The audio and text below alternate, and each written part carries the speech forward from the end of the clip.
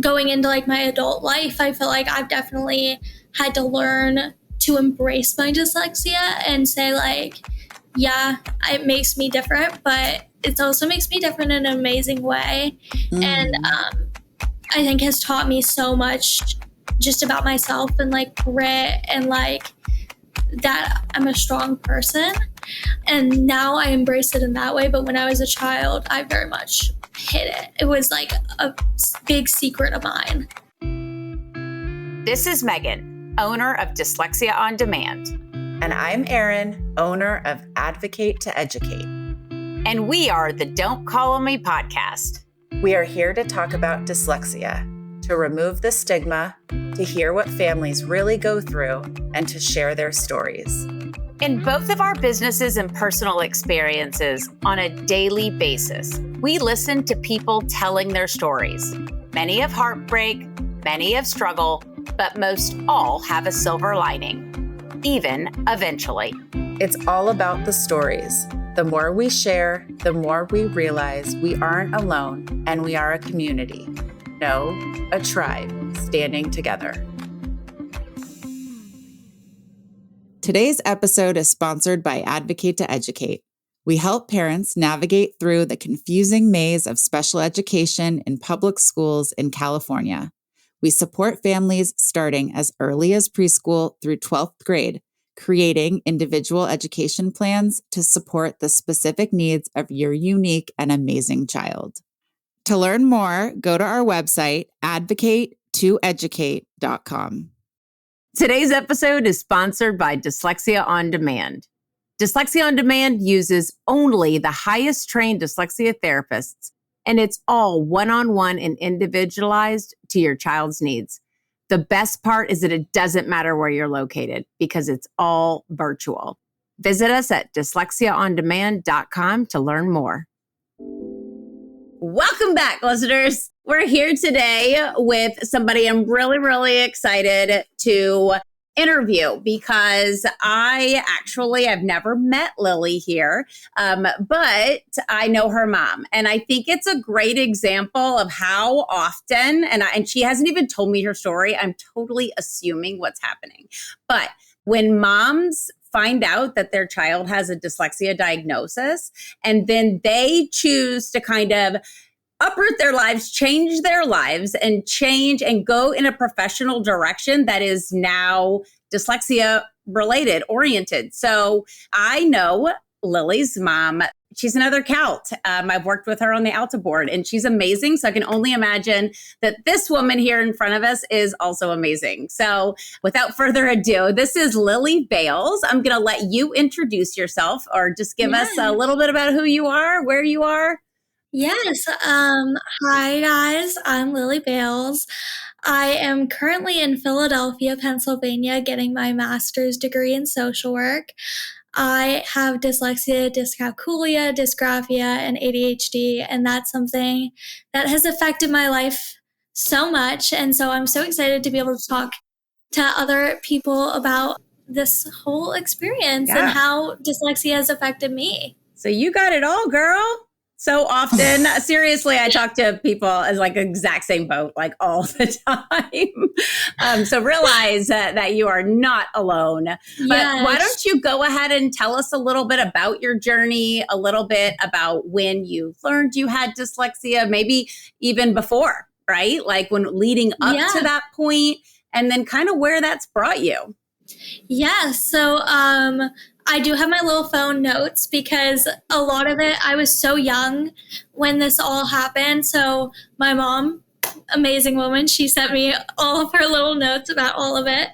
So I just know that a little bit before first grade, my mom started noticing that I wasn't reading, I wasn't understanding the alphabet, anything like that. And in the first grade, my first time in first grade, which we'll go in that, my teacher also noticed it. And so they said that vision therapy, which I don't know if you guys ever have heard or know of vision therapy. They were like, okay, we'll set her to do vision therapy and then repeat the first grade. And so that was kind of the school's solution to my reading problems. So I did vision therapy for 2 years. Wow. Wait, can I interrupt and ask you? Yeah. So I'm dyslexic also. Yes. And hearing that your mom had your notes written for you and she's talking, say this is what it was like. Yeah. I'm curious, in first grade, what do you remember about first grade? I remember one thing about me is I try really hard. I'm one of those people that like do not give up, nothing like that. But I remember reading really being one of those things where it was like, I'm giving it my all and it's not giving anything back to me. You always hear those quotes that's like, I can't think of the quote off the top of my head, but it's like, if you try hard enough, like you'll do good, basically. Yeah. And that was always never what happened to me. And I think at that point in my life, I was so like, why? Like, what is wrong with me? What is the reason that how hard I'm trying isn't like working? It's like we were living parallel lives. You seem much younger than me, but I just want to say that I 100% relate. And I remember thinking the same thing, like, what's wrong with me? And first of all, why me, in the sense of it, when I remember looking around at everybody else being like, okay, feeling very alone, feeling like, and I was very cognizant at a young age of people with disabilities, but that meant they were in a wheelchair, they were nonverbal, they had cerebral palsy or something that you could visually see and that was really obvious. So when I was comparing myself to others, there was a part of me that felt even more ashamed because it wasn't like you wouldn't look at me and assume something was wrong. Yet there was a big disconnect between and my own inner voice, as I've done a lot of therapy to bring out what was that broken record, was no matter how hard I try, it's irrelevant. It's just, it didn't feel to my little body and my little mind, because, when we're that small, it feels like everything's only happening in that exact moment. But it felt like I'm trying, clearly I'm doing all the things. Am I not doing them hard enough? Am I not doing them long enough? But as I got older and realized it was that automatic, like, why even try? Not that I ever gave up, but it was, why would I try? Like, it's pointless. And that's why we have so many of these kids who suffer from such insane lack of the self-concept, the worth, all of that just tanks. And then the anxiety and the depression just keep going up. Because yes, like you're taught, like if you just practice enough, you're going to get better at something, right? Well, guess what? Not when my brain can't process the language, but you don't know that like as a kid. And that's one of the reasons that I always say, hey, at least when we have it like documented, like a diagnosis, you at least have an answer, but we're not going to totally bogart your story, Lily. Keep talking. Oh, you are absolutely fine. Cause that is such a big part of my own story. When I say I truly, for so many years, I think up until I went to college, truly and wholeheartedly thought I was like stupid, and not in the sense of like, oh, like I did something stupid. Like I truly and utterly thought I was stupid. And that is something that like now I look back on and I can kind of laugh. I can and be like, I can't believe I thought that way. But it was like, it was such a big part of my story because you're always told like try hard enough and you'll get there. And that's but I mean, I found evidence, like looking around, like it wasn't that I was just feeling sorry for myself. And I don't know if this was like it was for you, but there was evidence when you had to take a spelling test or you had to, maybe a little bit later, maybe your second time around in first grade, where I guess, and I'm thinking back, like, yeah, there's opportunity to read out loud because it's the time that the teachers know you're learning it. So it's practice. So yeah, I'm assuming they called on us and in first grade. Right. And so I looked around and I saw that I was dumb and that it didn't matter that I worked hard because all these other kids are doing fine. And so is that the same for you? Oh, absolutely. I remember in the 5th grade, I actually had a time where the teacher was doing one of those like popcorn readings, and it got to me, and another kid in my class like was like, "Can you read faster?" or something like that, like almost screamed at me. And I just remember breaking down in tears, and I was like, Oh. oh my God. Just because of like, I was like, that just shows to everyone in the room also that like, obviously I was struggling when it came to reading. And that's the one thing that I think very much affected me was I was not nervous that I wasn't reading. I was nervous that the people around me would notice that I wasn't reading. Yes. Yeah. You're like inserting your assumption about what they are thinking about you. Yes. And our name of our podcast, Don't Call on Me, obviously resonates. I was going to say, like, your story just that you just told about sobbing after some, excuse my language, are we going to make this R-rated? I know, we should. Jerk said something to you. I mean, it's, now as a former teacher, I realize it was the teacher's responsibility to take care of you in that moment, right? But still, kids say things and they sometimes don't even intend on it being mean, but it lands that way. Yeah. Yeah. And that kid, I think really was just like getting frustrated in general. I'm not even blaming what he said on like all of that. I think it was truly just like he was getting frustrated because he knew like he could read faster and all of that stuff. Well, I mean, you do have a voodoo doll of him in your closet. Don't lie. I know. Maybe. Yeah, it's okay. Well, look, he deserved it. You're clearly like in your 20s, and this is still a very vivid memory. And I know that when I think back to my childhood, the things that I remember are that's a little T trauma moment, right? Like, and that's why you remember it. Yes. Oh, absolutely. And so kind of back to my story, I guess. I did this vision therapy for 2 years. And after that, I still really couldn't read anything. And it wasn't until 3rd grade that the school was like, okay, we have to give her some sort of services. And so then they gave me the Read Naturally Fluency program. Yeah. When I couldn't decode. Right. That's not going to do anything, but thank you. Yeah. Yes. And so I still couldn't do anything. And it wasn't until the 5th grade. My mom was a teacher in that same school district at the time, which was very important to this whole story. It's like she really trusted in the school system. And she's such an amazing woman. And she just like really thought like, oh, they must be like trying to help. This must be like helping. And it didn't get until the 5th grade where my mom was like, okay, this obviously isn't working. And I'm very grateful in the sense of we had the financial status and being able to go get outside testing.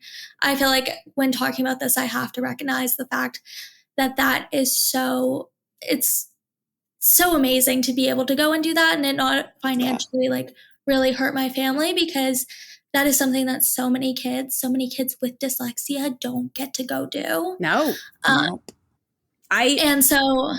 I call dyslexia the disability of the privilege. Like, and it's sad because those are the only people who can really afford the support that they need. And it's because the school doesn't know what to do. So one of the things that like with everyone we interview, and Eryn and I knew this before we started, it was that like, because we listen to stories all day, right? In our professional careers. And the stories are all the same, right? And it's at the end of the day, at some point we all say, and we trusted the school, but they didn't know what they were doing. And we always say, look, we know that everyone is so well-intentioned at that school. We get it. Like, right? We're not trying to. Well, not everyone. No, sorry. I know, but you know what I mean. In general, right? You're accepting dirt for pay because you're a good person. So, but that's kind of what happens. And so everyone, even now in 2024, is having to pay outside services. And so it is an important part of the story. It's actually, I'm glad you brought it up. It's a huge part because you don't know a lot about me, but I used to be a special ed teacher and became an advocate after teaching because I realized that there was really just that there was a gap missing. Just like your mom had the knowing, but there was probably some discomfort because she worked for the district as well. That being said, when families call me and they know their child's struggling and they need the intervention, I hate that my next question is, do you have the financial means to pay? Megan, what would you say per month the typical cost is per month? 4 times $1,200. Right. And that is like that's some people's mortgage most of payment. the time. Yeah. I was going to say that. Not in California, but yeah. Yeah. I was like car payments, maybe 2 car payments, God. Whatever it is. Okay. It's like, what car are you driving? 2 maybe. Yeah. Well, exactly. So, and it's so uncomfortable because also with me advocating for the district to take responsibility and ownership to provide what the child deserves, it costs the parents that money also to have me on board. So you're very, very, I appreciate you bringing this up. Yeah. Because it's a big part. And speaking, going backwards, with vision therapy is not covered under insurance. That's out of pocket. And there's a lot of controversy around vision therapy. And so, anyways. Well, okay, let me just with vision therapy, recognize that does not cure, for people who are listening, that does not cure dyslexia.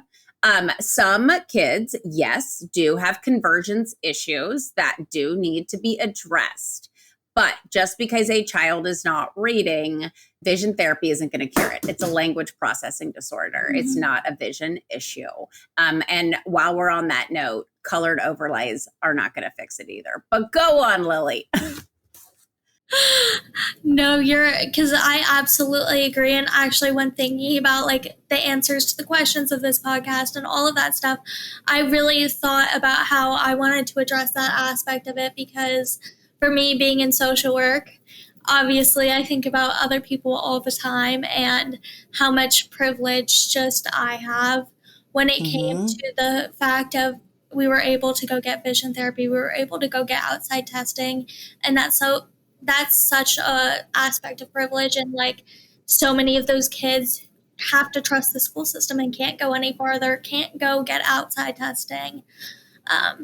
So I did. And I'm really grateful for it. And that found that I was profoundly dyslexic. Did you learn at that time? Was your family very open with you once you got the diagnosis? I think at some point I kind of figured it out. I don't remember there ever being a sit down conversation of hey, you have dyslexia. I think it was me being why can't I read? And my mom being you have dyslexia, that sort of thing.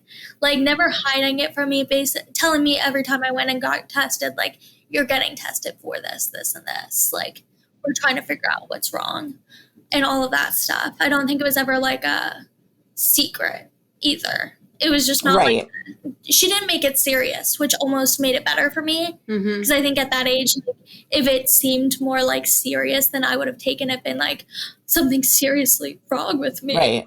Yeah. Right. But that's a really important question, Eryn. Yeah, because so many there's still a lot of parents who are we haven't had that discussion with our child yet, or we don't know if we're going to have that discussion with our child. So, yeah. And I just want to throw out there that I don't think there's a right or a wrong, but I do encourage that parents do explain to the child that there's other people with, whether they want to say a learning difference or whatever, parents do need to give their child some information because the next thing they know, they're going to be Googling it anyways. And it's better to come from the parent so that at least they can be Googling the right information.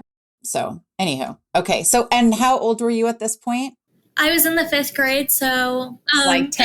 And at that point, my mom also, very big sense of privilege here. She got a lawyer to try and get us appropriate resources from the school. And I think this is kind of going into my 6th grade year. The school finally agreed to do the Wilson program, but it was very much being delivered not regularly. So I was getting pulled from half a class for half an hour, 2 times a day, including a 10-minute walk there. So basically maybe 40 minutes, an hour a week. Oh, so a week. Okay. Yeah. That's so important to know that like nothing works at that frequency, right? Yeah. Nothing. So that was like their kind of solution. Obviously, we were very excited to like be a part of the Wilson program because that was supposed to help me a lot. And it's helped so many people. But with that level of like not doing it consistently, almost like pretty regularly, it didn't help me, obviously. And so on the recommendation of my mom's attorney, we moved school districts in the 6th grade. Wow. So we fully moved our life. I remember this so vividly. And it was not just for me, but it was also my little brother. My little brother's also profoundly dyslexic. Okay. And at that point, so many people told him he'd never be able to read. I'd like to say he reads better than I do now. Yeah. He is an amazing reader, and he's like great. Do you have a memory of like as a child knowing that you guys were moving for, well, at least 50% because of you and needing to uproot some kind of mass feeling of responsibility and shame or anything like that?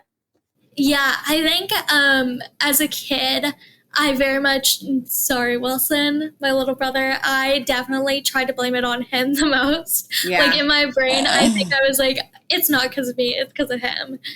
And I mean, I didn't like tell him that, but at least in my brain, that's kind of how I processed it, was putting it fully on him.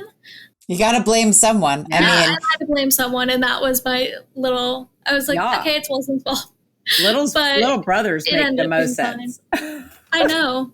It ended up like I was really upset about it because all my best friends were there and all of that stuff. But in looking back at it, it really was what helped me. And it's also what helped Wilson. We probably would never have found out about like all of this, all of that stuff if it wasn't for moving. Yeah. Which I'm really grateful for. Was needing to make new friends, was that traumatic or was it okay? It was actually completely fine. I moved from middle school to elementary school because I was in a school district where it was like I was in middle school in the 6th grade, and then I moved to one where it was elementary school in the 6th grade. Oh, so interesting. I actually think it helped a little bit in the aspect of like I had people in my class, then I could make friends. And so that wasn't honestly too bad. Yeah. Because thankfully. Middle school is just like the worst environment for like, I don't know. Maybe that was just my experience. I agree. Boy, howdy, like knowing what I went through in middle school, and I don't have dyslexia. Yeah. And like just how miserable an environment, or they're all miserable at that time and so mean. I have a son who went into 6th grade last year, and I think I like lost 10 pounds over stressing for him. Like, he was fine, but still. Yeah. Because it's like I'm associating the horribleness. So it's so good that you didn't have to endure that on top of everything else. So I know. Definitely. And then at the school that I moved to, I had a teacher who did orthogillion method. Orton Gillingham. Yes. Sorry. Girl, no. You're in good company, man. I mean, trust me. Don't worry about it. And so I had that services for 6 months. And in those 6 months, I went from maybe 1st grade-ish reading level to a 3rd grade reading level. Yeah, girl. Which in 6 months, like, that was amazing for me. But unfortunately, the teacher retired. And so ended the services. Yeah. And so then I went into middle school in the 7th grade, doing online language live, which wasn't enough for me, obviously. And so that's kind of when my mom really uprooted her entire life. Yeah. Wilson was very young at the same time, and he started with someone trained in sounds and syllabuses, and he started with one of my mom's now best friends. Yeah. And she was like, okay, I want to get trained in this. And so she quit her job, thankfully, again, privilege, so much of it. And she started getting trained in it, and I was kind of like her little muse. She taught me through. Well, we all need clinical hours. I did that for 2 years. Good. Yeah. My freshman year of high school. Okay. Oh gosh, your freshman year of high school, huh? Yeah. So freshman and sophomore year, every single day for 2 years. Wow. So girl, how? Yeah. And how was that working with your mom? Because I'll tell you, like, I was like, I am the perfect person to like homeschool my kids and do all that stuff until I started doing it. And my kids, when they've had to work with a therapist doing dyslexia therapy, I hire somebody at my company because I'm like, hell's to the no. So it's interesting as a ninth grader, like when you've got like you're brimming with tude, like I don't know if you really were. You seem like a very sweet person, but my mom would argue with me with that one.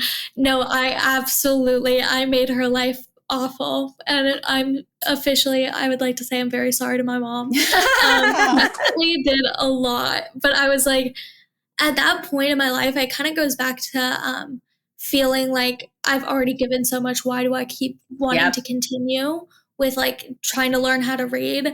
At that point, I felt like I had given so much with learning how to read. I was like, I'm not going to try anymore. Yeah. And I think I really took that frustration out on my mother. Sorry. Yeah. And I was like, why am I doing this? I was like convinced. I was like, I can read. I'm fine. Could I? No. But you've put a wall up, and that's like pretty normal and natural. And like when I talk to parents of kids like your age and older, the first thing I say is, look, we can help your child, but this is a marathon. It's not a sprint. It takes a lot of work on their part. So it is essential that we have their buy-in, because if they're like half-assing everything, this is not going to work the same. So you have to want it. And that's hard. And so like hats off to you, first of all, for like committing and doing it. But your mom like has earned her sainthood. Like, oh, she absolutely has. She absolutely has. And so that took me about 2 years to kind of get, I guess, where I am today. And that was really my whole like learning how to read dyslexia story. I want to ask a couple of some questions. Okay. First off, you remind me a lot of myself in the way that you are speaking. Obviously, we're two white privileged women. We come from similar backgrounds just with having that in common. But I'm here to tell you that, yes, we need to acknowledge that difference, but that you're still in your own 2 feet and your own 2 shoes, or whatever, however that phrase is, from one dyslexic to another. I cannot remember the phrase, but whatever it is. And this is your one and only life. So you owe no one an apology. And as a parent now with a almost 7-year-old that's dyslexic, I can tell you that because I've lived it, and maybe the nuance in my story is that your mom doesn't have dyslexia is part of the story. Okay. So yes, I can see that. I mean, I remember working with my mom as a kid, and I'd ask her like, how do you spell something? And she'd be like, well, let's look it up. And I would want to just stab her with my pencil. Like, just tell me the answer. I know I can look it up. This is a moment where I feel like it's unfair that I even have to ask you. So just give me the answer because I live with this problem. That was like this frustration level. And for those that are not watching Lily's face, she's like nodding her head like, yes, yes, yes, yes, yes. We have to remember doing a podcast. We have to be like uber vocal. But this was your own life's trauma. I am not a therapist, but I lived it. So I can say that this was the cards you were dealt. And now you can see as you have some distance from it. And then also as you continue to grow that distance, one day, maybe you have your own kids, maybe they're dyslexic. Can you imagine your child apologizing to you? Like, Yeah. you'd be like, are you kidding? You could have beat me up. I still don't care. I love you. And I know the pain. I know what it feels like. So I get it.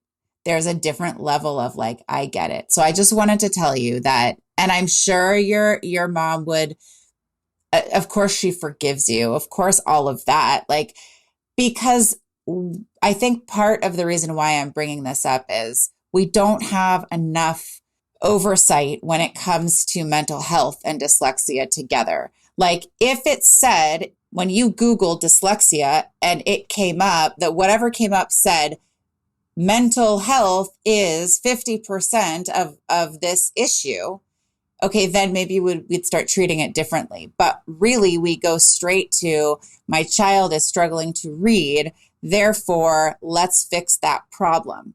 But what we're missing, and by we, I try to always have this part of my practice with the families I work with, but I mean we on a bigger scale, like the public, is that with a difficulty, let's just say a learning difficulty, we're talking just specifically about dyslexia here on this podcast, so I'll stick to it. But with that is the mental health component as well.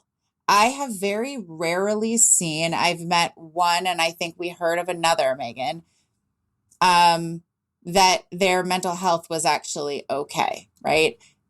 That being said, that doesn't mean that there isn't more to dig and talk about later in their life as they get older. Maybe right now they're just keeping it together. But truly, like, my belief is that those people that are like, no, it didn't really hit them. Like, I think, have they done their own psychological work? Right. Do they really know what that means? Like, when you ask them that, or are they the kind of person that just puts on a show and they just always seem happy, so you'd never really know? Because in a typical classroom, and as a child who's dyslexic, you are absolutely going to feel like you're an idiot. 100%. And it is it's the way that our classrooms are designed. It is the system, the public school system in the United States. So I'm bringing this up to say, A, you have nothing to apologize about. Number two, you're going to be such a great social worker or whatever you do. I pray that you go into a path where you can provide support to our inner child in other children, because the understanding that you carry on a day-to-day basis it's irreplaceable, as far as like, you can do hours and hours and hours, but when you live it, it's a different level of understanding. So I want you to talk about your mental health with us, and you don't have to, obviously this is like a podcast on dyslexia, so it's whatever you're comfortable with. I struggled tremendously in other aspects of my life because of the baseline that dyslexia kind of created for me. So I'm curious if you'd be willing to share a little bit more about your own mental health. Yes, I think now being in social work, learning so much about therapy, I'm like therapy's biggest, like, number one fan. I'm like, yes, everyone should be in it, is my opinion. But mostly when it comes to people with disabilities, just in general, but specifically with like dyslexia and me, I grew up with extreme anxiety. I mean, every single day I would be so anxious. I would have the worst panic attacks because I always wanted to put on this persona that I was not different than others. Even though, like, that is such like a, what even is different, what even is normal, you know what I mean? Of course. But I really always wanted to put on this persona that I'm just like the other kids. Yeah. And that caused me so much anxiety every single day, being like, okay, is this what the other kids do? How do I make sure that they don't notice when the teacher's pulling me out of class? How do I make sure that they don't think anything of it when I take the test in a different room? Right. All of those things. And so I struggled so severely with anxiety. And going into like my adult life, I feel like I've definitely had to learn to embrace my dyslexia and say like, yeah, it makes me different, but it also makes me different in an amazing way. And I think has taught me so much just about myself and like grit and like that I'm a strong person. And now I embrace it in that way. But when I was a child, I very much hid it. It was like a big secret of mine, I would say. I wouldn't tell people all that stuff. I think that, like in the International Dyslexia Association, their definition of dyslexia is going to be like the commonly accepted definition. And in that, it says it's neurobiological in origin, and it, like primary consequences are. And I very much think with the awareness that we have in the profession of how detrimental this is and the percentage of kids who develop anxiety and depression, like under secondary consequences, instead of it just being like reading comprehension, low vocabulary, it also needs to be anxiety, depression, because, we are all, I think, as kids, all trying to fit in and, status quo and different is bad. And that's just some message that we get as children somehow, even though we're trying to fix that. One of the reasons why I feel it's so important that kids get mental health support early is they leave and go to college. And once you leave and go to college, I fell apart in college. I was supported at home. My journey is a little bit different as far as I didn't get the intensive or Gillingham intervention. I might have. It wasn't intensive, but the tutor that I went to has passed away. So she was old when I saw her. So I don't know what kind of intervention I actually got. But when I went to college and I went to UC Boulder my first year, and I was in these classrooms with 500 kids, and really you didn't need to go to class. You just needed to take the test at the end. And there was no way I was going to be able to read from a textbook and pass a class while being in college for my first year and taking care of myself. I didn't know how, and I didn't have the coping skills. So one thing, and I'm curious about your experience with college. Yeah. One thing I learned after I left Boulder, I actually went to photography school because I was like, you know what? I'm never going to read again. I'll just take pictures. This will be great. That wasn't my last degree, obviously, as I ended up being a teacher, but still, that was my plan. What I ended up learning later on in grad school was the more open you are about your disability or ability or whatever you want to call it, let's just say dyslexia, the more supportive my professors were, to the point where I had this one professor tell me that I didn't have to read any of the articles, that he was going to send me links to videos that I could watch instead. And that is, I could write my papers based off of the videos that I watched. Like, that's where in college, it's not how you get the information, it's that you get the information. Yeah. And when you practice enough advocating for yourself, you can get these, what I saw as a freaking miracle. Like, really? Whereas before it was like, that's cheating because everyone else has to read. Yeah. Like, who cares? Did you, how did that go for you? I could always talk about dyslexia in college because I had actually a really amazing experience. I went to West Virginia University for my undergrad, and I definitely agree with you when you were saying the more open you are, the more accepting they are, and the more willing they are to make exceptions. That's exactly how my experience always was. I was a BC student in high school. I graduated from West Virginia with like a 3.8. I was summa cum laude. Like, I did great, and now I go to an Ivy League, and so it's like very different. Went from like one to the other. And the one thing about college is making those professor connections and learning what services the school can provide you is so important. At West Virginia, they have a program called MindFit, shouting them out a little bit, because that was the program that actually helped me find my tutor that I had for all 4 years. And she knew everything about me. I mean, we were best friends. She was literally like an older sister to me. And with my that experience with that, she really was the one who taught me how to write properly, like how to put what I'm thinking on my brain into paper. She was the one to like teach me how to do all those little study tips about the papers and the readings. And she was the one that made me download like the audio thing on your computer so it will read to you. Like all of those little dyslexia hacks she made me do. Having that support in college was so amazing. And now being in grad school at an Ivy League at a very like intensive college, I still to this day use each and every one of those tips. And I think I wouldn't do as well as I do if it wasn't for having that knowledge. So like, I say for anyone who is dyslexic, like learning those tips and tricks when it comes to like helping you in college and even high school can really help you in your education.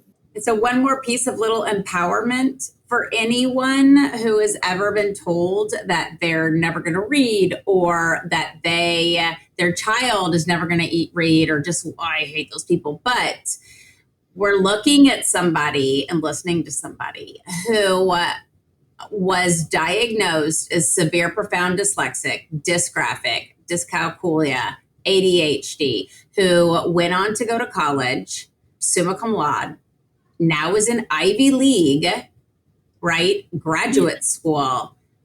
Please never listen to someone who says that. It is all possible. Yes. Circling back around to the tutor. So I'm just curious if your experience matches mine. So after I went to photography school, I ended up going to Antioch University. And at Antioch, I didn't know this until I was already enrolled and in my first class. I don't know, actually thinking about it now, I feel like I need to call student services and tell them you need to put this on the front of every application so that people can make up their mind. But had I known, I don't know if I would have ever gone to the school. So I learned that they have no tests. Nothing was multiple choice. Everything was essay format. Everything in every class. So I went from photography school had their academics, but it was like typical, and I did horrible in those classes. But I went from I guess you could say traditional schooling to a college environment where all of a sudden I was going to have to write essays, and that was going to be my full grade. And of course, I absolutely panicked. But I went back to what did I learn? Who taught me how to write an essay? And okay, this is the part that I want to know if we're matching on here. Yeah. When I learned to write, or when I relearned to write a 5-paragraph essay, but learned how to expand it, that was really the only back-end trick for writing that I needed to become extremely proficient on. But once I got used to that brought that literally all the way through, whether it was a 30-page paper or a 1-page response, as long as I knew that format and stuck to it, I was okay. Is that true for you? Very similar. Yes. Doing social work as my degree, that is literally all we do. I took a couple tests in college, just with other classes, but all I ever do is write papers. And if someone had told me I was going to only do a degree where you write papers my freshman year, I'd be like, oh, girl, what are you talking about? There's no way. But learning those little tips and tricks, mostly when it comes to formatting, everyone always says, what is that called? A graphic organizer where you put little thoughts. Those don't work for me. I don't personally like them, but other people love them. Figuring out what works for you, because I was always told those graphic organizers are amazing. No shade to them. I just don't personally like it. And so finding that out for your own person, it's so amazing. So just for the sake of time, because we don't want to keep you too long, but I have two questions, and you may choose to combine them or answer separately. But what is in your dyslexia, because everyone's kind of bubbles up.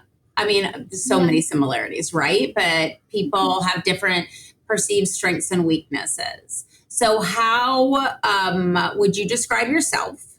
And then also for someone else who's listening to this who has dyslexia, what would be your advice to them? So I can always say, I feel like one of my biggest strengths is self-advocacy. And now being in a social work role, that is literally so important. And that is something that was absolutely taught to me by being dyslexic. I was taught at such a young age that if something's going on in the classroom, thanks to my mom, honestly, she was like, stand up for yourself. If you don't believe that this is right, stand up for yourself, say something. I always knew that she would never get mad at me, thankfully. And so I would stand up for myself. I would say, hey, I don't appreciate this. I don't like this. And it's something I take into my world all the time now. It's like, if I don't believe something's right, I will stand up for it. And I will say hey, stop. This isn't. You know how you've obviously heard this in the dyslexia world that all these famous people, they might not be good at reading, but they're good at X. What is for me, it's I feel like I'm a total people person. Somebody can feel so uncomfortable and come into my presence. Okay, my husband might disagree here, but I can say in the professional world, and everyone's really comfortable around me, or, I don't know. That's just something that it makes me happy to know that I can provide comfort to others. So it can be something as little as that, or maybe art. I don't know. What's your strength? See, I know people always say that dyslexics are really creative. That is not me. I'm no artist. I'm no nothing. I'm I not. actually think I would agree. I'm very much a people person.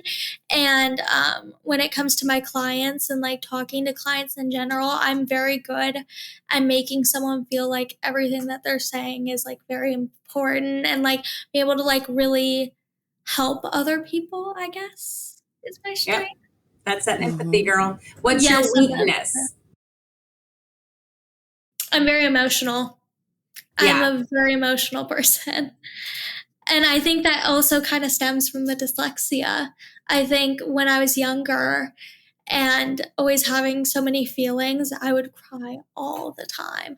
And I think it's from that, I've always just learned to accept my emotions and take it how it is. And I don't really care. If that's how I show my emotions, if I cry a lot, then I cry a lot. That's how it is. And I think it's important to show our emotions. So yeah. And that's healthy. You're willing to be vulnerable. Yes. And that is very important for others to see, because not everybody feels safe enough to be vulnerable in this world. And you lead by example. And so, yes, that is absolutely a strength. And I have to say, you're very personable and sweet as pie. Yeah. And maybe we caught you on your day off, but you don't seem anxious at all, girl. No. And you know what? It's because well, we're also talking about your world. Yeah. And this is something that is obviously important to you. So this is a little preview of what, after you're done with grad school and all of that, you guys find Lily, because she's going to be your person.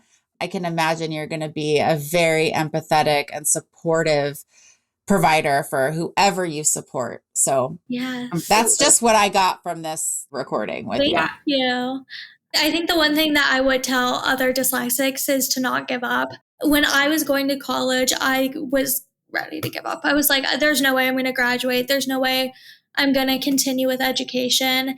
And I was just really going to college to see how it would turn out. And thankfully, it turned out amazing. And now I'm here today, going to an Ivy League. I'm doing all this stuff. So don't give up, no matter how annoying it is to continue and trying different things when it comes to your dyslexia or all of that stuff, or just even with mental health. Just don't give up, because at some point you will figure out what works for you. You will figure out what your career will be, and everything will at some point get better. Yeah. Well, we'll give them your number. Okay. How about that? Megan and I joked on the last one. We need just like a dyslexia hotline where like people can just call and be like, hey, or kids can call. I'm really mad at my mom. They're making me read. And we're like, all right, listen. Like, yes. Yes, exactly. Right. Like we understand. Guess what? Like, let me talk to her. I'll make sure she gets you something really cool for reading. Okay. Like we could do this. 100%. Yeah. Well, thank you so much for joining us today, Lily, and like telling your story. And I think it's something that so many people can resonate with, obviously, like your story and what you went through. But your message of advice at the end is really so important. And you did say in the beginning of the podcast that you were really persistent. You didn't use that word. That was a word you were like searching for. But your advice is something that stands for someone who's 7 all the way to 77, is just to keep going because you don't know the end of your story yet. Like you're going to find that success or whatever it is that you need. But it sure as hell helps to have people reassuring you of that. Mm-hmm. Absolutely. Yeah. Okay. Well, thank you. Thank you. We're glad you tuned in today. To continue the conversation and be a part of our growing community, follow us on our social media channels and YouTube. Visit don'tcallonme.com to share your experiences and learn from others. Every story shared is a step toward greater awareness and inclusivity. Join us in making a difference and don't miss our next enlightening episode.